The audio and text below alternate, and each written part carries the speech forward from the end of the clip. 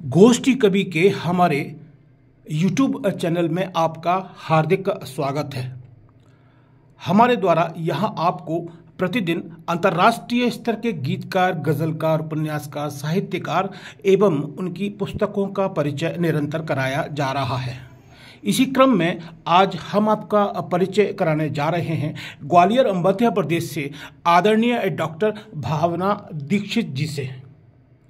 आप गीत, गज़ल, कविता, व्यंग्यलेख, लघु कथा में अपनी सेवाएं देती रही हैं और आज हम भारतीय सामाजिक परिवेश में एक महिला की जो स्थिति होती है उस संदर्भ को लेके आपका रचना पाठ सुनने जा रहे हैं।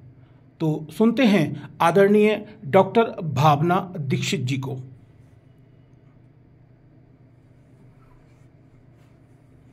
झुकना मत, यह इस कविता का शीर्षक है।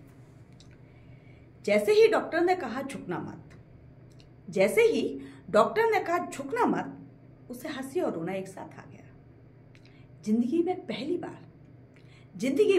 पहली बार किसी से सुन रही थी वो ये शब्द। आज तक बचपन से ही वह घर के बड़े बूढ़ों,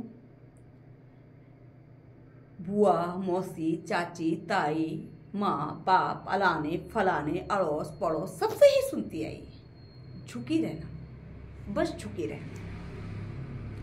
यही दिया गया है उसे घुट्टी में, झुकी रहना, बस झुकी रहना।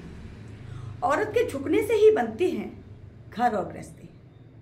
औरत के झुकने से ही बनती है घर और गृहस्थी, बने रहते हैं संबंध घर परिवार और जिंदगी के सभी टूटते मनबंध। ठीक ऐसे ही जैसे पृथ्वी अपने अक्षांश पर 23.5 डिग्री झुके रहकर दिन रात घूमती रहती है। ठीक ऐसे ही जैसे पृथ्वी अपने अक्षांश पर 23.5 डिग्री झुके रहकर गति करती रहती है, जिससे बनते हैं दिन रात, बनती हैं ऋतुएं और चलता है जीवन। उसका झुकना बना नींव घर की और इतिहास की। उसके झुकने पर बनी लोकोक्तियां और मुहावरे। उसका झुकना बना नींव घर की और इतिहास की। उसके झुकने पर बनी लोकोक्तियां और मुहावरे और वह झांसे में आ गई। आदिम युग से ही सुनती आई और झुकती गई कि भूल ही गई उसकी कोई रीढ़ भी है। आदिम युग से ही सुनती आई और झुकती रही इतना कि भूल ही गई उसकी कोई रीढ़ भी है। और ये डॉक्टर कह रहा है झुकना मत। लगता है सठिया गया है। वह हैरत से देखे जा रही है डॉक्टर के चेहरे की ओर। और डॉक्टर उसे नादान समझकर समझा रहा है।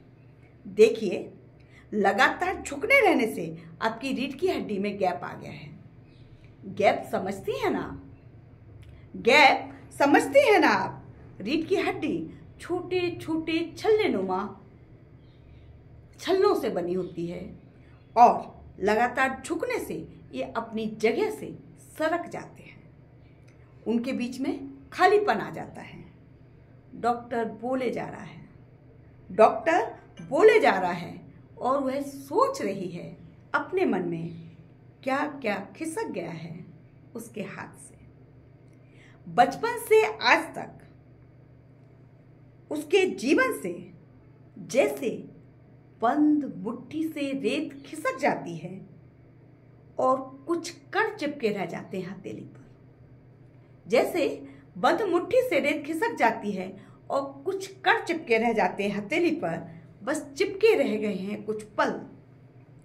हताशा के, निराशा के, उसके बचपन के, माँ की दिलासा के, कुछ नेह के तो कुछ ठेस के, कुछ प्यार के तो कुछ संदेह के। उसका खिलंदड़ापन, अल्लड़पन, उसकी स्वच्छंदता, उसके सपने, उसका मन, उसकी चाहत, इच्छा, अनिच्छा, सच, कितना कुछ खिसक गया जीवन से। उसका अल्लड़पन उसका खिलंद्रापन, उसकी स्वच्छंदता, उसकी चाहत, उसके सपने, उसका मन, सच कितना कुछ खिसक गया उसके जीवन से।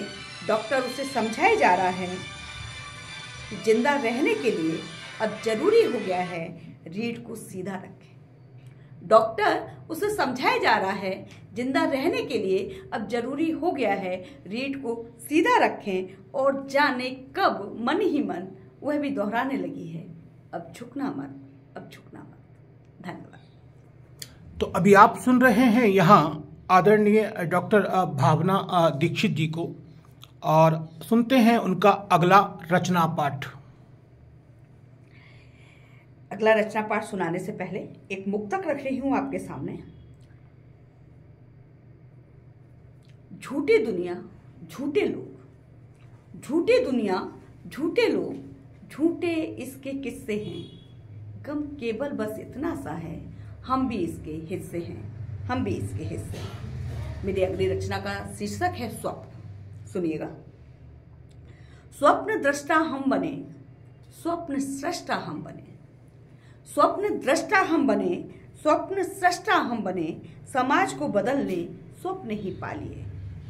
कर्म ही प्रधान रखो, कर्म ही प्रधान रखो, मानव का मान रखो, देखे हुए सपनों को मंजिल को पाइए, देखे हुए सपनों से मंजिल को पाइए।